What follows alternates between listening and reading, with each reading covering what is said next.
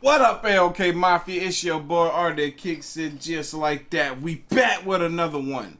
Alright, y'all. So, I feel like I should be on the other side of the screen right now, so I'm going to go ahead and move this fat guy right over here. I'm going to switch so it can look like I'm looking in the right direction. There we go. Y'all, we got a top 10 people who claim to be immortal. I don't know what to expect from this other than people claiming to be immortal and hoping that they're going to have some type of proof showing that they are indeed immortal. I got a question for y'all. I need y'all to comment down below the answer to this question. Would you want to be immortal? Would you want to live forever? It's a serious question. Me, myself, like most of us, never want to die, but I'm pretty sure a lot of us never want to live forever either. Because it means we'll go through a lot of ups, a lot of downs throughout the eternity of our existence. I don't think I would want to live forever, but I also don't want to die. So I'm conflicted. I need you guys to respond down below how you feel. And if you were wanting to live forever, at what age? At what age would you want to be for the rest of your life? Me? Probably 25. 25 with the knowledge that I currently have today. And more. Because obviously I'm gonna live forever, so I'm going to keep obtaining more knowledge. But anyway, let's get into this video. Again, this is top 10 people who claim to be immortal. Let's go. The oldest human being to ever live was Jean Calment. She was born in 1875 and died in 1997 at the age of 122. Everyone agrees this is the longest a human being has ever existed for. Well, not everyone. Some people say there are others much older than that. Some people say there are humans who have become immortal. Some people even say that they themselves are immortal. Do you believe them? Let's find out. My name is Danny Burke, and this is the top 10 people claimed to be immortal. Starting off at number 10 now, we have Alex Chiu. He is a 46-year-old man who claims to be immortal. How is he? Bro, you're only 46. Shut the hell up. Yeah, shut the hell up. You 46 years old, bro. Wait till you get to 86. You'll be like, bro, I think I'm about to die. He achieved that through the use of his immortality rings. He invented these small magnetic rings to be worn on people's fingers and toes to ensure that people's cells always heal properly and never die. Apparently, if the cells constantly regenerate, then the person never dies. He says he has modernized ancient Chinese medicine to make immortality accessible for everyone. You can actually buy these rings on Amazon right now, although I don't recommend it. They come in either black or white, although the black one costs more because it's stronger, apparently. Listen, I don't know how it all works. I'm just a mere mortal. Next up at number 9, we have Leonard Jones. He was an American politician. I know a bunch of y'all are going to be just as curious as I am to see what those rings look like, and they're on Amazon. What they call immortal rings? Come on now. We have Leonard Jones. He was an American politician born in 1797 who claimed to be immortal. More interestingly though, he claimed that anyone else could be immortal, you just need the right amount of fasting and praying. He found a preacher that believed the same as him, and together they founded the Live Forever faith and tried to recruit people to found a city of immortals. While they were recruiting, the preacher died.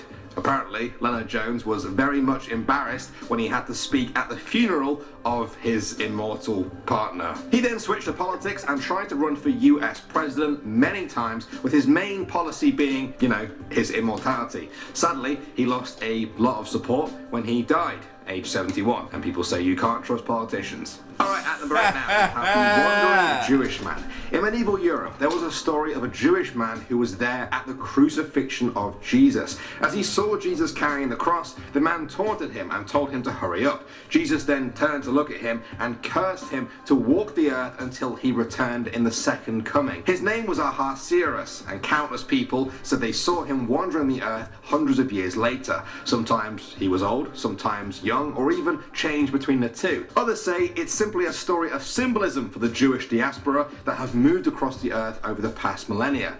That's more believable. What do you guys think? Moving on to number 7 now, we have the Immortal Monk. In 1927, the leader of a group of Russian Buddhist monks gathered his followers to announce his own death. His name was Dashi Dorzo Itigelov. He predicted that Stalin, Russia's leader, would persecute them, and he warned them to flee. Then he said he would return in 75 years, and in a deep meditation, he passed away. Then, many years later, his body was exhumed. The monks were amazed to find his body perfectly preserved. His limbs were flexible and the skin was elastic. In 2002, his body was put on display in the temple. It was 75 years on, and he had apparently returned. The Buddhists believe that he remains in a deep meditative state on the edge of life and death. Next up at number 6 now, we That fool look dead.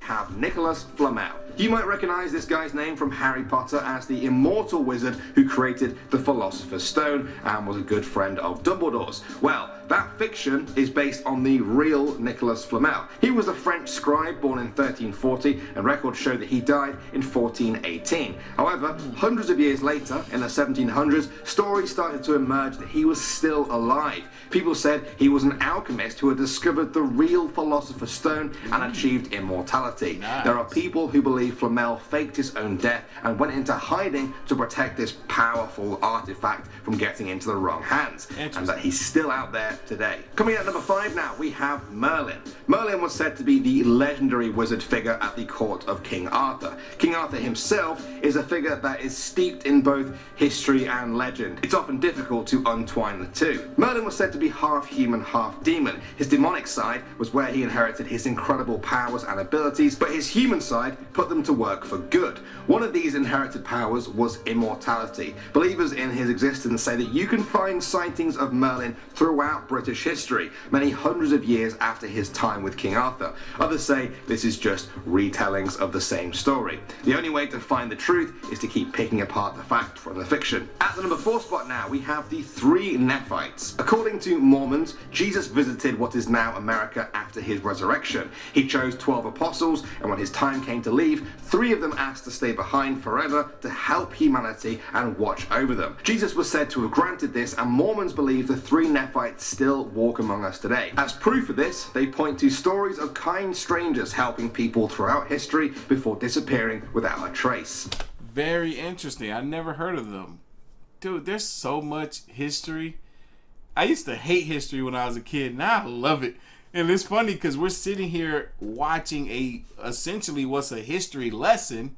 Whether you believe some of this stuff or not, or you have your beliefs, culturally, but nonetheless, this is a history lesson that we can enjoy consuming. It's different times that we live in, different times. Next up at number 3 now, we have Achilles. I'm sure you've all heard of the phrase Achilles' heel. Yeah. This is the guy it comes from. He was said to be a legendary Greek hero of the Trojan War. The story goes that when he was a baby, he was dipped into the river Styx, the river that separates Earth from the underworld. This made him invulnerable to everything, even death itself, effectively making him immortal, except for one tiny thing. They held him in the river by his ankle, meaning that his ankle was totally vulnerable. He was killed by a poison arrow to that ankle in a